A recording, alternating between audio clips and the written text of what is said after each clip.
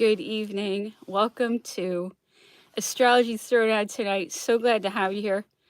Why is my hair up? Why do I look like this? Today's about Virgo. Okay, so this is like me trying to look like a Virgo. Okay, so I'm very fastidious, little fussy, little prim and proper, but maybe secretly I'm the total opposite. So that's what this is about. We want to prove that astrology is true. We want to prove that my big obsession, Cohen, Elvis Costello, that he was Napoleon, is Napoleon. I can't figure it out, but I think that he is spiritually Napoleon. And I think I can prove it.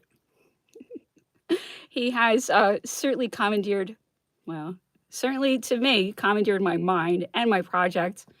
And I love what he's doing with it. So interesting. Before I was going through all these books trying to prove my point about Napoleon, I hope I did. And then he comes along and says, no, I want to do this music, which I love. I'm learning so much about music. And another thing that I learned today is that people who have their sun in Virgo and Mercury in Virgo, they make lists. So we've been going through these lists. I love his list. I've been loving his list since that Vanity Fair list back in around 2000. I went through that whole thing and got the Napster songs. So before they shut down Napster, I used it to find out about a lot of those songs. And it was thrilling. I learned so much. I can't believe this is happening 20 years later. And I can't believe it. I'm a big fan. Anyway. So this weekend we plan to throw stones. That's our big concept art project that we're doing this summer. Maybe we'll keep doing it. I definitely want to keep doing it as long as the weather's good. And it really wasn't good today. It was a little drizzly, and I don't want my beautiful jewelry out in the rain. So hopefully we're going to be able to do an installation tomorrow. And someone will find these beautiful, sparkly stones wrapped up.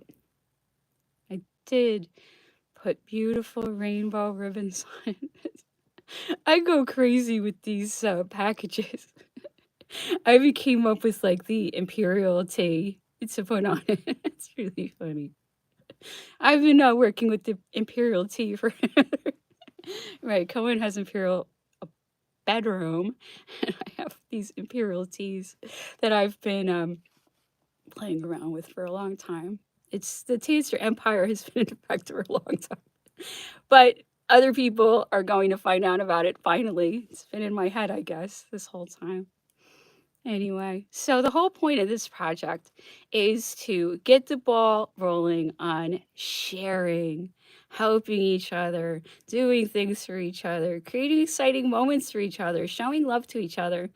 All of these wonderful things that are so easy to do. It's so easy to learn how to make jewelry and then to wrap it up and give it to someone you don't know and hope it improves their life. It is a lot of work, but it's worth it. And if anyone enjoys it or is blessed by it, let us know. We want to find out, and we will give you more jewelry because we really want this to be a money system. Therefore, when you are holding a tanster in your hands, that's money. Somebody will pay you for it.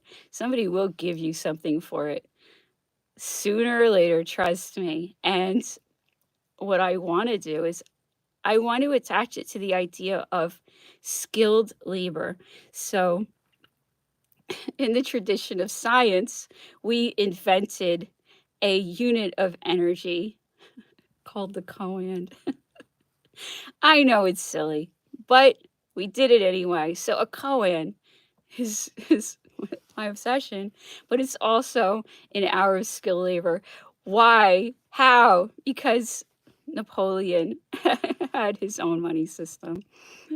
The money was called Napoleon's, which I also find funny. So we have named the unit of energy that is backing our money system, the koan, because one koan is 1 hour of skill labor. Why did we decide on that? Because wherever you go, 1 hour of skilled labor is the same exact thing. And that is to say that all of our skilled labor has equal worth. Maybe it's not as much in demand. That's the difference. That's where the free market and free commerce comes in. Maybe my hour of skilled labor is a little more interesting than someone else's. Well, I'll have easier time moving my work. And I really think that we can come up with all kinds of new approaches to money. Money is just about give me something I want for what I have that you want. It's just an exchange of energy. It doesn't have to be an organized crime nightmare like it is now, where they try to kill us and quarantine us when we're perfectly healthy, like they're doing to me, and then come to people's houses because they're actually doing journalism.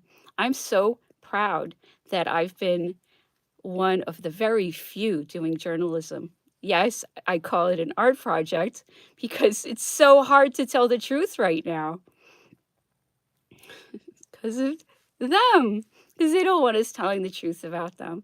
Why would they? They're criminals. It is so important that we get together and start to value ourselves. Why do I keep bringing up value? We need to value ourselves and demand a better system than one where we are constantly being terrorized by organized crime. We have identified organized crime. We have identified the boss. The RICO laws are on the books. They need to be enforced. Why aren't they being enforced? Because of the techniques of the mob boss that he hands down through his advisors and agents, and he finds ways to blackmail and bribe and threaten and seduce people. And then they don't enforce the law, and then they don't do their jobs. But it's actually illegal to not do your job when you're in law enforcement. Oh, but who's ever going to enforce the law against law enforcement? Well, exactly. These are really important questions. So it's all about valuing ourselves, valuing our future, and valuing whether we want to live or not. Because if organized crime controls almost everything, which is the situation right now, well, guess what? They're going to take over and it's just going to be them and they'll get rid of us. And that's the reality. I know it sounds very like Star Trek, they're going to kill us, but they actually are going to kill us if we don't stand up for ourselves and value ourselves. Our passivity is their best friend. Okay. And our passivity has been very much on display during my life. And I hope everyone is going to find that self-esteem. Again, that's a value and self-respect and hope for the future. We can do better. We really can. Okay? And the reason I keep bringing up values is because that is a perfect idea for right now, because Venus is the planet of money and beauty and relations and charm and seductiveness. And Venus is beautiful. And she is a woman, she is a goddess. That is her energy. And she's moving into Taurus right now. And that is one of the signs that she rules. Taurus is my ascendant. It's on my mid. I said it wrong again. I'm a Taurus rising. So I do have a lot of Taurus to me. Maybe. Anyway, so it's an important energy if you're an artist, obviously, because it does involve culture and the arts. So this is a great time for us to be charming and to form relations with each other and to value each other and to value the things that really do have value. And I've been thinking about this. Maybe it is because of the planetary configuration in the sky, but I've been thinking so much about something Cohen has said many times. And I put this up on the blog just to make my point. There's a line in the song Other Side of Summer from Mighty Like a Rose. I hope I said that right. And he says I hope I quote this correctly, but They bury the worthless. They dig up. They bury the worth. They they bury the worthless. They they bury what has value and they dig up the worthless. I am saying that wrong, but I've heard him say that in different ways. We're talking about the same exact people, there's no question. We're up against the same exact enemies. I don't think he would be as supportive as he is of me, in spite of everything, if he didn't believe that I was right about the name of my enemy. My enemy doesn't get to shut down the economy in my country. He does not get to shut down my life. He does not get to permanently quarantine me as a perfectly healthy person. He does not get to send intimidation to my house. He does not get to employ someone to bang pots in my neighborhood for 2 months to intimidate me. That man lit off fireworks regularly at that time. They were screaming over there like demons. Okay, can you imagine what that sounded like? They all got together and screamed like demons at this guy's house. Okay, so they were really putting on a show for me for 2 months. Okay, my enemy doesn't get to do that. That's illegal. Okay, and oh, he thinks he can do anything he wants because he has all that money and he's got that giant palace in England. Well, we'll see. That's what this is about. We are having a showdown. I am very much stating that he cannot treat me like this, and he cannot treat this world like this, okay? It's not right that someone can just toy with everyone else because he's so wealthy. And then he can hide behind the media and hide behind all of these publicists and hide behind his advisors. I know I say this every night, but it needs to be said every night. This person is just one person on two legs. He is no different than the rest of us. I hope we can figure out what we need to do. Even all the people that are bribed, blackmailed, seduced, and intimidated, all of these people need to understand that it doesn't matter. It doesn't matter. We have to move on. It doesn't matter. Whatever happened, we have to move on. We have to start to really deal with our global organized crime problem. There's no question about the facts here because all of the arrows point in the same exact direction. I have gone through organization after organization doing very methodical research. There's your Virgo. Very methodical analysis. There's your Virgo again. To show that the patterns in Clinton Cash, okay, that's a puppet of the banker in England, Clinton Cash. That's verified. Thank you, Alan Dershowitz. Thank you, Alan Dershowitz. Appreciate you so much for doing that for us because Alan Dershowitz connected that puppet to that banker. And I'm so grateful to him for doing that. Thank you so much. Anything like that helps us.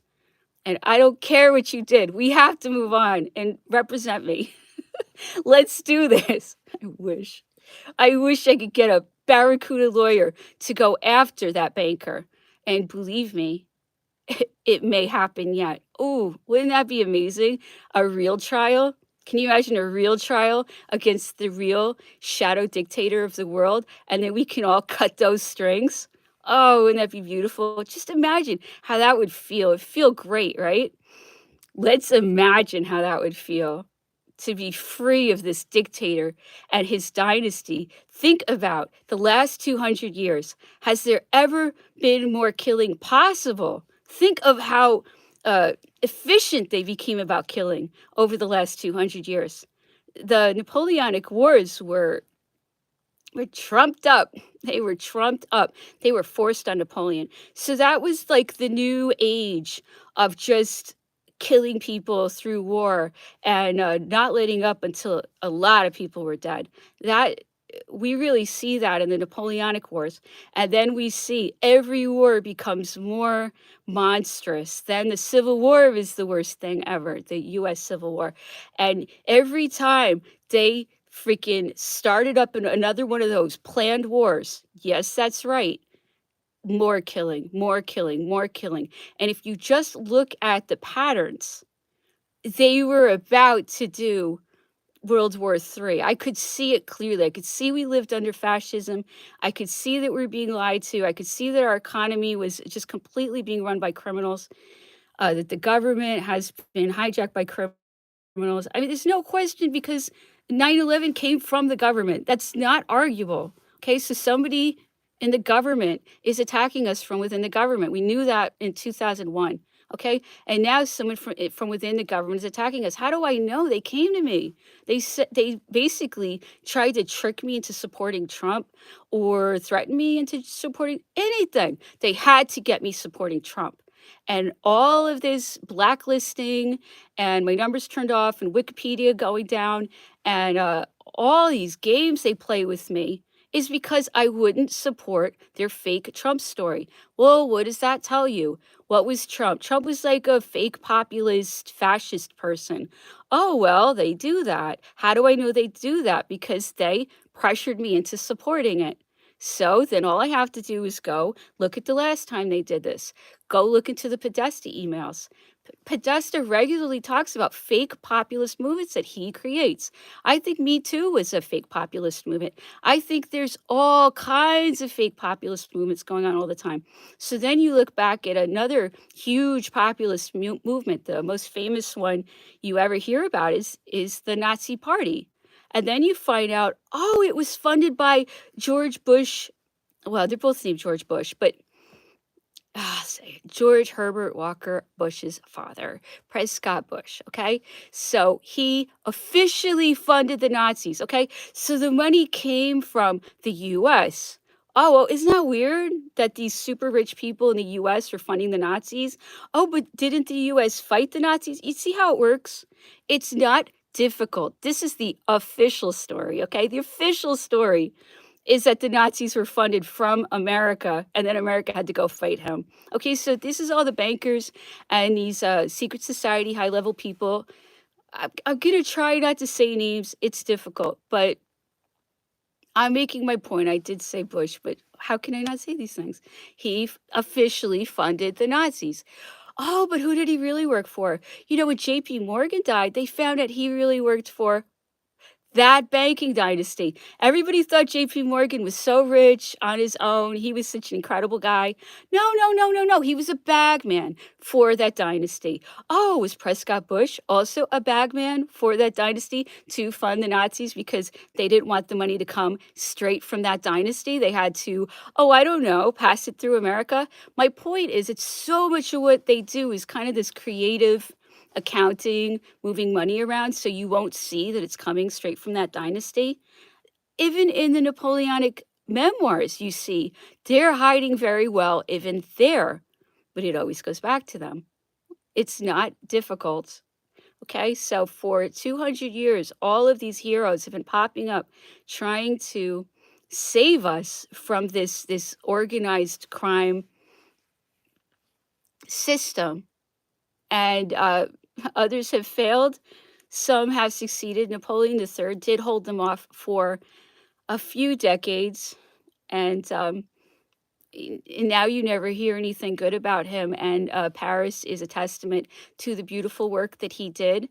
His renovation projects for Paris are the Paris that we view as so beautiful. That's because of Napoleon III. Napoleon himself did wonderful things also. But Paris is Paris because of what Napoleon III did, and you don't barely ever hear that. And if you go to Paris, you won't see any statues to him, you won't see anything to him. I found this one little plaque by the Gare Saint-Lazare. Okay, so he held them off for some time, actually longer than Napoleon did, but they got him in the end, unfortunately. This makes me so sad because we really are fighting it out and they really are winning. And look at what happens when they win. We die. That's the truth. So I'm fighting to the best of my ability. I will keep fighting because I so very much believe in this cause, and I hope you will believe in it too. And that's why I am concentrating on astrology, and I'm trying to make it really, really, really accessible. So you will want to go and figure this out. I understand that there is a barrier in learning astrology, just like anything else, because you have to find out what all the planets represent, and then there's the mutable and the fixed and the cardinal, and there's, there are all these words that just are not a part of life. They're called terms of art. And I'm hoping that if I just keep rambling on about it, talking about it, and if I can show you what I post about it, you'll start to get used to it and you'll understand it. And then you'll apply it to yourself. And I think it's such a great tool for understanding your strengths and your weaknesses. I, I find it helps me a lot. And the one of the best things about astrology is there's things about ourselves that we don't like and we're hard on ourselves about them, and we're sorry we're not better, and I know I feel that way. But then when you understand your astrology, you understand why you're like that. And then maybe you can accept it better. And if we can accept ourselves better, we can accept each other better. So I see so many positive things that can come out of us learning astrology because I'm convinced it's true. I know it's an occult thing and uh, it probably scares people a little bit, but it really is about energy and polarities and pairs of opposites and all kinds of things that are true, and they go hand in hand. I'm going to say hand in hand because that was on the blog today uh, from Cohen's playlist. And of course, he has that song Hand in Hand, one of his. Hmm. Anyway, anyway, so astrology goes hand in hand with the hero's journey. Why? Because it's about archetypes. It's about everything in the hero's journey is worthwhile. Even when you have a very bad experience, something great can come from it. So it's very philosophical. Anyway, they do go together. So what I want to do, I can't believe I'm doing this. I alluded to it yesterday, but I'm in this situation where I believe I'm telepathic with Cohen. I'll just call him Cohen. And I'm just mystified constantly about this because I hear him. I hear him. And I love hearing him. I want to hear him more. And then he comes up with these ideas, and I'm like, no, you can't be. That's how you know it's, I think, not all in my head because he asked me to do things that I would never do. So I'm going to explain the whole thing. It's very interesting because I can't talk to him in real life, so I can't get his birth time, and I can't even get any validation that this is real at all. So nothing with me and him is verified at all, except look at what's going on, and then look at all the patterns, and then look at the way everything always plays out. So that is the truth. The truth is in the actions and the patterns. I acknowledge that, but it's very weird the situation that I'm in, and I can't get a birth time on him that's verified. It's not on the internet, and I hope the birth time that I do have is right. Gonna like lose my mind if it's wrong, because then it means this whole thing is a farce. I hope not. Anyway, but I do have a birth time, and it does make sense, but it's not verified, so I can't use it. And I do have a feeling he doesn't want it out. I believe this, but what do I know? What do I know? I think he doesn't want it out. But I think he wants me to analyze it without the houses, without the birth time. That's what I'm hearing. He has a really interesting chart. When we started to talk to each other, that was something that was really important to him.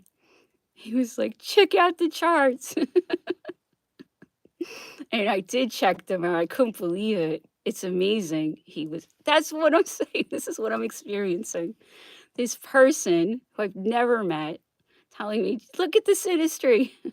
The synastry is the way the planets work together. Our planets are so so meant for each other. It's crazy. I can't believe it. And look, you see my chart, it's a mess. And if you look at his chart, I think he wants you to understand his chart. I think he wants you to understand where he's coming from. That's my feeling, but I don't think he wants his birth time out. I, go tell YouTube tomorrow I'm wrong if you want. I don't know. Anyway, so the the thing about his chart that's so interesting is it's only on one half of the chart. So he has a bowl pattern. I was talking about how I have a funnel pattern or a bucket pattern. So most of my planets are on one side too, just like his. You see, think about it. Most of his planets are on one side, and most of my planets are on one side. What does that tell you? That's two halves. And then you put them together, guess what? There's a whole. That's what he was trying to show me, if I heard him correctly. And I never know. So we have two half charts, and he has stelliums. I don't think I have any stelliums. A stellium is an alignment of 3 or more planets. I do have I have a conjunction between the sun and Mercury, but he does too. So that's something we both have. The sun and Mercury are somewhat aligned in both of our charts. So that means we're both communicators, and that means that we both want to talk. We want to be the one talking. That's what that's supposed to mean, if I understand correctly. And I I did put it up on the astrology report, so you can see this partial chart, but it is accurate. What you won't see is the ascendant, the midheaven, the houses. You won't know, but it is accurate what we are seeing. And what we are seeing is the planets, what constellations they're in, and what aspects they're making with each other. And that is perfectly accurate because we do have a verified birthday, at least for him. And it is interesting that his birthday is 10 days after Napoleon's birthday. I just know, I think that's interesting. I always noticed that. I was like, wow, because to me, like August 15th is like my Christmas basically. It's the only day I really care about. Like it's Napoleon's birthday. I don't know why I'm like this, but so like August 15th, I'm like, oh, it's August 15th. Like I always think about Napoleon. And then when I years ago, it was like August 25th, because it is out there, his birthday. I was like, oh, that's interesting. But that's Virgo. And I didn't really think I didn't see a Virgo then. It's like Virgo's kind of like prissy and uptight. That's the way I think of it. And I was like, how could he be a Virgo? And then I saw that Van Morrison is too. And I was like, what's going on with you? I don't get it. But I just like tucked it away a long time ago. It's funny, long before this. I thought it was so interesting that Van Morrison and Elvis Costello had their birthdays at the end of August. They were both Virgos when I'm always thinking about Napoleon, his birthday in August. It's so interesting. Anyway, so that's his birthday, 1954. And we have this chart. So I put all of this data up about this stellium, this grouping of planets. So what does this grouping of planets tell us? I think it's in a spot, if I'm right about the birth time, where it's really important, okay? So what stellium am I talking about? What combination of planets am I talking about? I'm talking about Pluto, the Sun, and Mercury. Okay, so they're all pretty close to each other. And supposedly it's not like a real perfect stellium because it's not all in the same constellation. Okay, so take it with a grain of salt, but still think about that. Pluto, the Sun, and Mercury are together. So what happens when there's an alignment like that in a birth chart? Supposedly the energies combine and it becomes like a super powerful force. It's like more than a planet, and it brings a lot of power to the holder of that chart. Well, certainly, certainly Cohen is an unusual, powerful person. I doubt anyone would deny that. And supposedly, the first planet, Pluto, is going to set the tone of this stellium because it's first. Now, where is Pluto? It's in Leo. Okay, think about that. Pluto in Leo. There's your rock star, right? Transformative, sexy, dangerous, emotional. Oh my goodness, passionate, and scary. He's a little scary. So all of that in Leo. Okay, Leo. That's royalty, grandeur.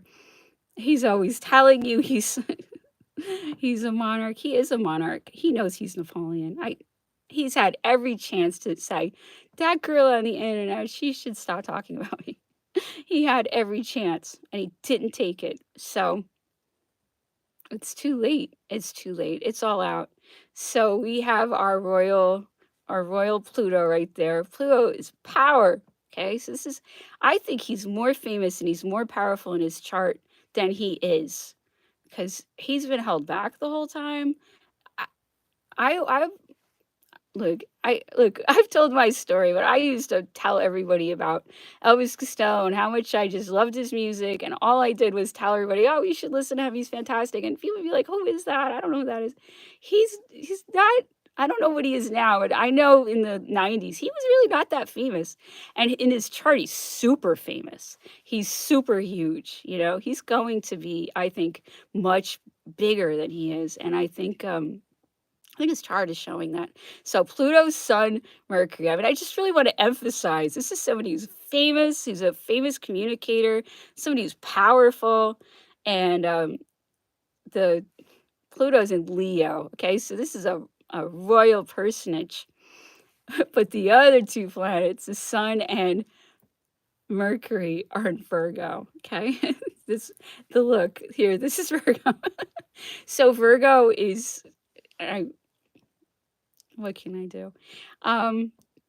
He is very prim and proper, very English. That's to me very Virgo, very stiff upper lip, and everything has to be a certain way. And when he took over my project, I was like, oh, I better really pay attention to details. He's gonna hate it. I always did pay attention to details because I was working for Ghost Napoleon, who is Mars in Virgo.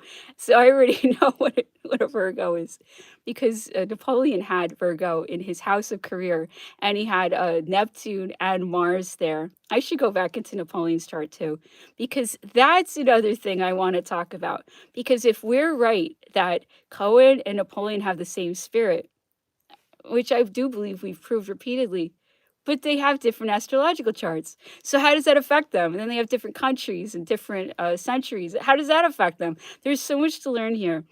So when I tell you Napoleon was Mars and Neptune in Virgo in his house of career, and I'm telling you, I have been listening to him through guidance. He's been my guide for years. And no, I did not come up with practically any of these ideas. He tells me he tells me what he wants and I do it.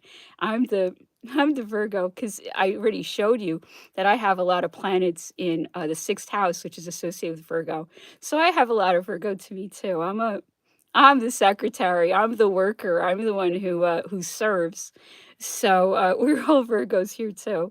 And Napoleon, since his Mars was in Virgo, he was very much someone who fought in the office. People don't realize that, but he was always.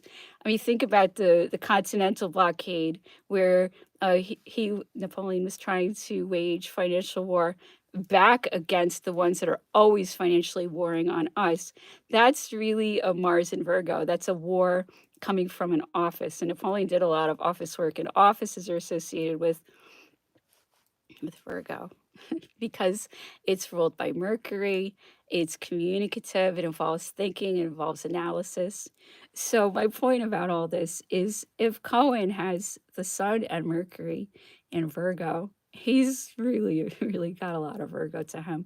And then think about his albums and how much work he puts into them and the detail and how he will go so much further than anybody else will to achieve.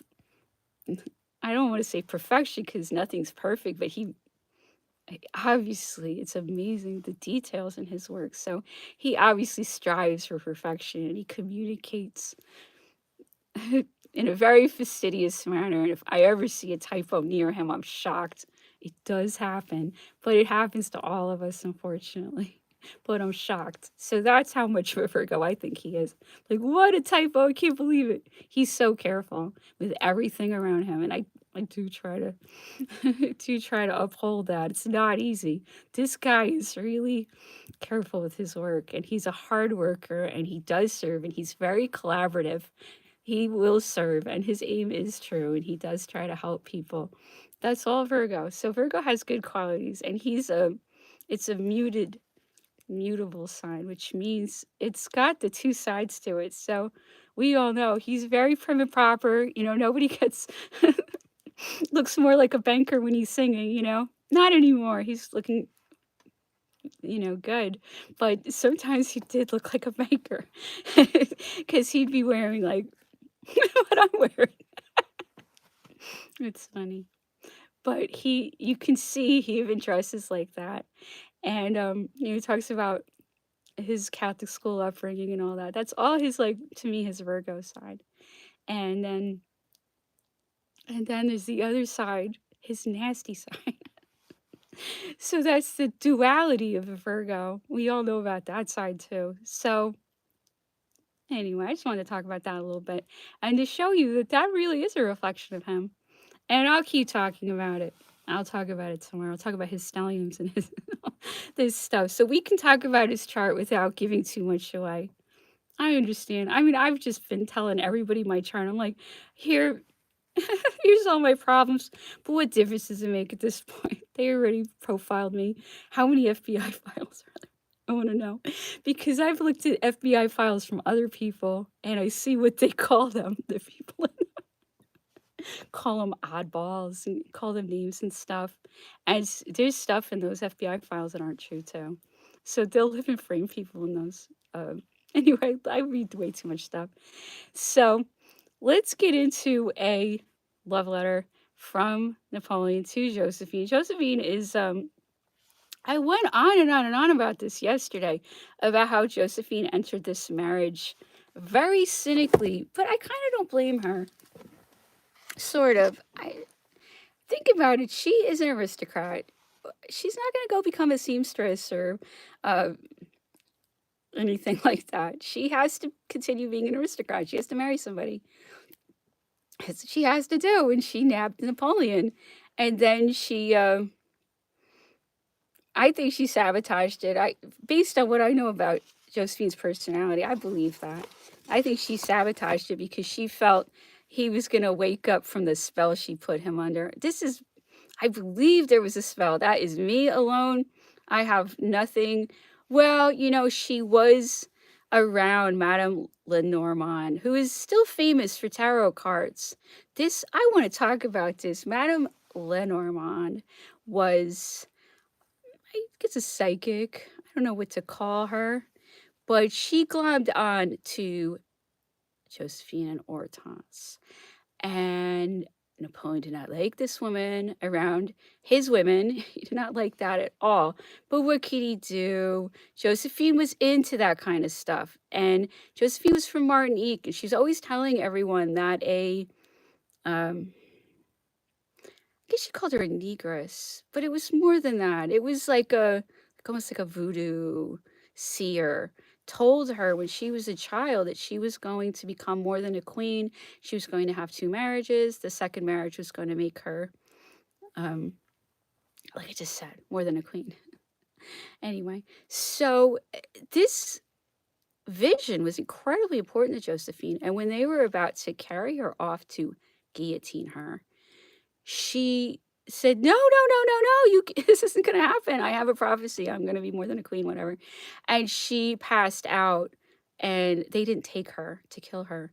And then very soon after, the whole thing collapsed and they killed the person who was pushing the killing. Once again, another Adolf Eichmann story, and also a very similar situation because the French Revolution was whipped up by secret societies. Okay. And then they just so happened to start mass killing, the guillotining. Oh, and who did they just so happen to kill? All the people that were the leaders that were threats to their power, just like Josephine's husband. Okay. And that's why he was guillotined, and they would have killed her too. And then it collapsed, and then they killed the person who was doing the killing. That was Robespierre. But if you get very deep into the story, he was just a stooge like Adolf Eichmann. See, the real guys go fly away, and then they kill the one that was doing the killing for them. Okay, so all you collaborators out there who think that this organized crime has got your back, They're going to throw you over the first chance they get. Look at the story of Adolf Eichmann and Robespierre. Napoleon always said Robespierre was he took the fall. There were people behind him really running that thing. Okay? So this is an old story that keeps happening over and over again. So these patterns need to change. Why do these patterns need to change? Because they're in their end game. They're finishing up their project. So this is the fight of a lifetime for all of us.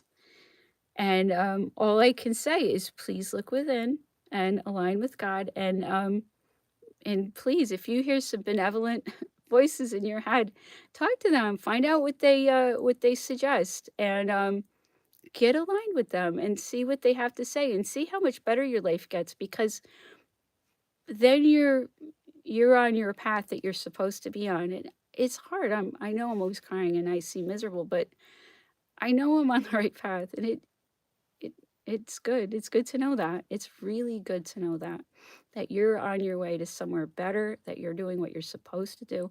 And again, that's why I keep bringing up astrology. It helps you understand what your path is and what you're supposed to be doing, and to know if you're on track, because it's so important to be at least heading in the right direction. Life is so mysterious. We don't know why we're here. We don't know why we're supposed to fight these things.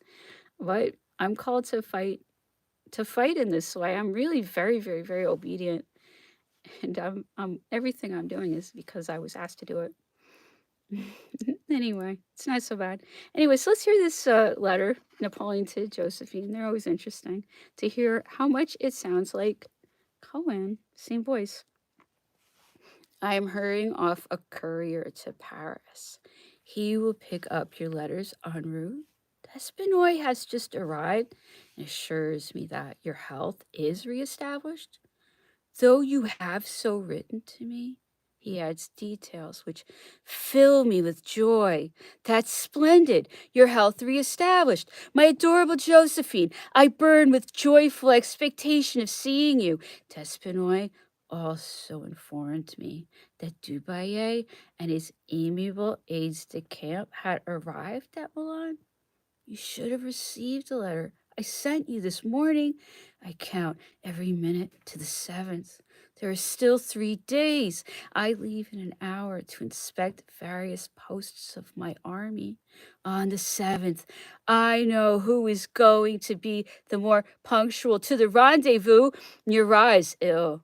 The goddess of the ball, Madame Rugat, bestowed on him a sure enough love souvenir. I have sent him to Brescia. He's furious. He wants to put his adventure in the gazettes. I beg you to communicate this matter to Joseph and to advise him to confine himself to his Julia. It will be more sensible and more hygienic. Others of the staff complain of Madame Visconti. Good God, what women, what morals! I make you compliments frankly and without bitterness of heart. Someone has told me that young Calencore called on you at 11 o'clock in the morning, whereas you don't rise until 1. He had to talk to you about his sister and his mamma. He must needs choose the most convenient hour. The heat is excessive. My soul is on fire. I begin to be convinced that to be master of one's desires and to enjoy good health at the same time, one should have no feelings and should not give himself up to the happiness of knowing the incomparable Josephine. Your letters are cold. The warmth of your heart is not for me. Pardie, I am the husband. Someone else has to be the lover. One must be, like all the world, evil to him who should present himself to my eyes under the title of your lover. But hold, here I'm jealous. Good God, I do not know what I am, but this I know well, that without you, there's neither happiness nor life. Without you, do you hear? That is to say, all of you. If there is any feeling in your heart which is not mine, if there's a single one which I may not know, my life is poison, and stoicism my sole refuge. Tell me that, love me, receive 1,000 imaginary kisses and all the feelings of love. On the 7th at Brescia, is it not so?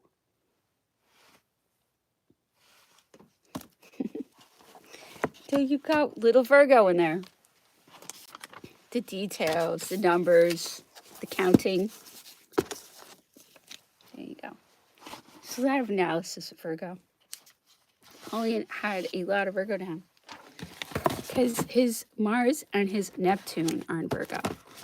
So he is a paladin. He's a servant. He lives to help people.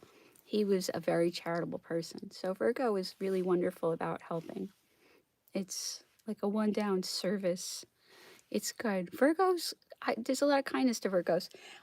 In Cohen's amazing audiobook, which I will say I love, I listen to all the time. I've learned so much. I want to learn everything in it. I think it's incredible. And I practice and practice and practice and practice and practice. And I'm gonna get good. It's great. It's a great gift, and I'm so grateful for. I'm so appreciative to have this incredible resource. It's really what I wanted. I was so frustrated that my musical education wasn't what it could have been, and this is really filling in the gaps. And that is part of why I try to tell people about it because it means so much to me. So let's read Cohen's memoirs. We heard about the legendary meeting in Minnesota between Cohen and Bob Dylan. And the funny thing is, he did something that was really Virgo at the end of the last passage. He was having this conversation with Bob Dylan in a public place, and he said everybody was like trying to eavesdrop on them. And then they were talking lower and lower and lower until it didn't even make any sense what they were saying. But they were trying to talk about how can you still observe life when we're in this bubble? It's not how they put it, but that's what they were saying. Like, how can we even do our job? We're just being watched like zoo animals. Again, I'm paraphrasing, but it's what I think we should talk about fame a lot because there's a lot of things that aren't working well with this fame situation. It's uh, basically once you become famous, I know I'm talking as if I'm famous, but I really am, and it I'm not like them, I guess, but I, I see how it affects other people. And I'm not rich and I'm not all kinds of things that other famous people are, but I am known for sure. And everybody else does change. It's really weird because we're all so messed up about it. And then uh I've been I've been dealing with like my reactions to Cohen that I've been having for the last couple decades, and understanding how I didn't really view him as a person. And I can't believe this, and I'm like having to deal with it myself, that even wasn't seeing his humanity because this wall between us and the famous people.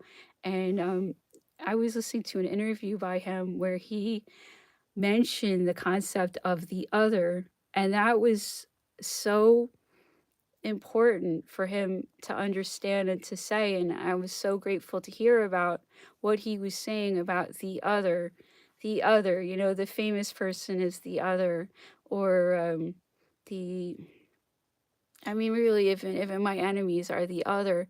I don't want to have enemies. I just want us to get free from organized crime. I don't know a better way to talk about it, to be honest with you. And if I did, I would employ better means.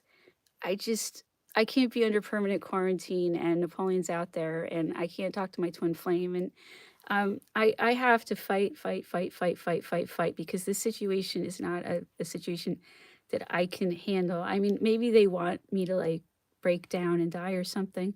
Well, everyone's going to watch it happen, and it's going to boomerang right back to that banker in England who's doing these things to me. And Cohen, the things that have, I don't talk about my understanding what's going on with Cohen, but I my heart hurts for what he's been through, and it's not right what's been done to him. And I consider what they've done to me has been horrible, but what they've done to him was almost worse. Um, and he's been complaining for decades that they have been destroying his life. And he doesn't say these things because he's trying to be shocking. He's saying them because they're true. It's really heartbreaking what is done to influential people. But I say I'm not rich, so you can't get mad at me for that. But they are rich, so people get mad at them. So it's like they can't complain. But the situation is very dire for influential people because of the kind of attention that we get from that banker in England and his advisors and his minions and his lobbyists. He has a huge organization, and the purpose is to like shut down people's lives. And if anyone's a threat, they have to be surrounded. This is a very fascist situation we're living in. And because I wouldn't become a famous person in the way they wanted me to be, which is as a Trump show, I couldn't take that offer. I actually am a very ambitious person, and that was not a smart offer for me to take because Trump was already viewed as a fraud by 2018 when they made me that offer. They were trying to get me to resuscitate the lie of the Trump fake populist fascist movement that they were completely creating out of thin money, as you know. So if I had embraced it for the GoFundMe money, I I would have immediately been viewed as a fraud myself. There's no way I could take the offer. And then they punished me for not taking the money by taking down my Wikipedia and sending people to my house and turning off my numbers and sending that guy to my neighborhood to bang pots in my neighborhood for 2 months, who ran off when I mentioned that he did 9/11, because these people all did 9/11 because they're criminals, and 9/11 made them a lot of money and kicked off their wars. They love, love, love, love, love their wars. The wars are just like jackpot for them. It's their favorite thing. They can kill people and take over, and money. The money rolls in. Wars are their favorite way to make money and kill at the same time. So they're always trying to get more wars going, and they got their wars from 9/11. So you can see clearly, 100%, beyond a shadow of a reasonable doubt, this is all coming from the same banker in England. His dynasty. It's been the same dynasty. It's very famous. And then he has this whole a triangle of criminals beneath him that do his bidding. And they're the richest people in the world because they do his bidding.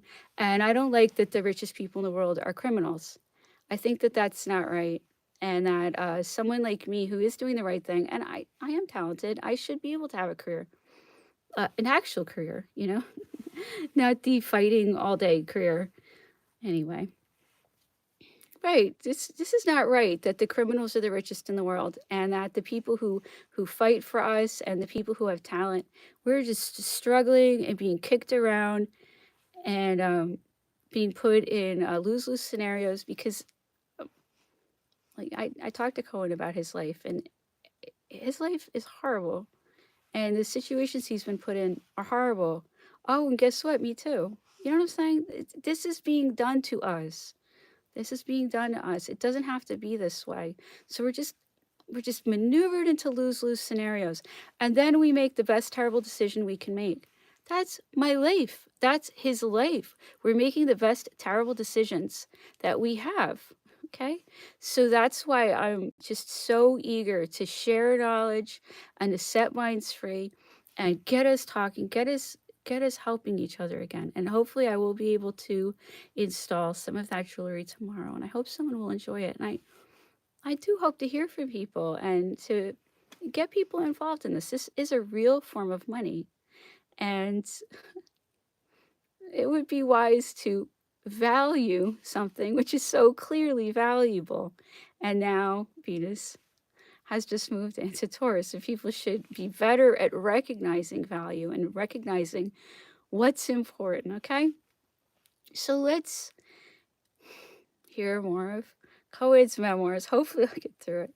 I'll do my best. It's a wonderful book. I think the whole format is changing. I see it looks different. Okay, let's go.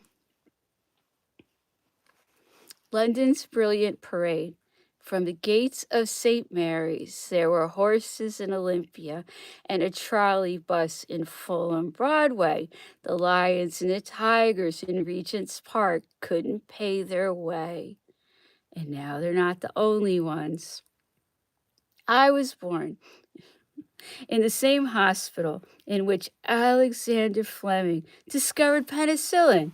I apologize in advance that I have not been the same boon to mankind. There are many places in London that offer a sense of belonging.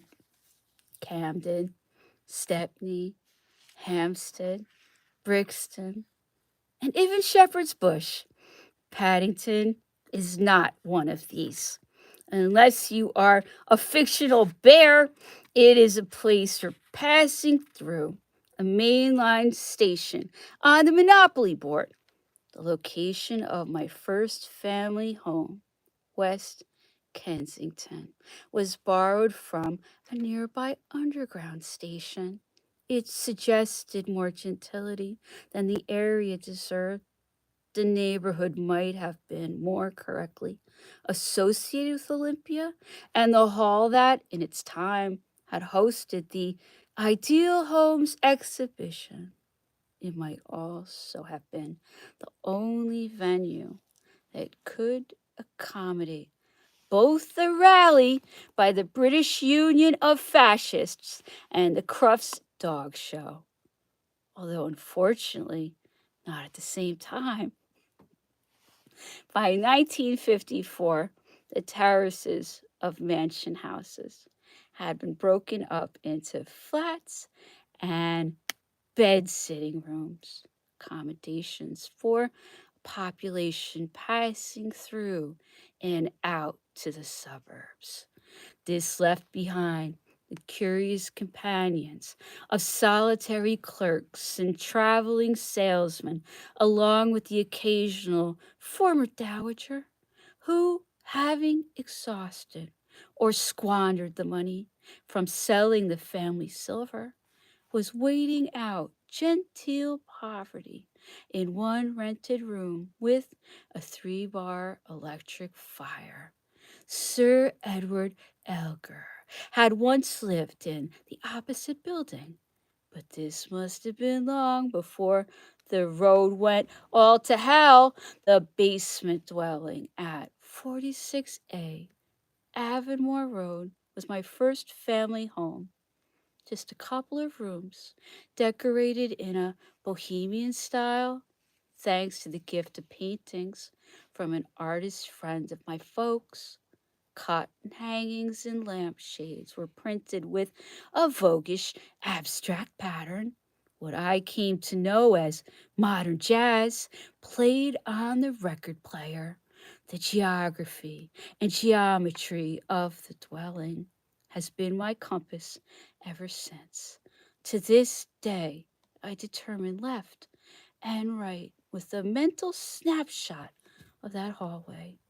The door to the living room with its couch, standard lamp, gas fires to my right, the staircase, ascending to a locked door through which we would occasionally pass into the landlady's rooms to use a shared bathroom, is to my left. Straight ahead is a Belfast sink in what would once have been the downstairs kitchen of the Integral House.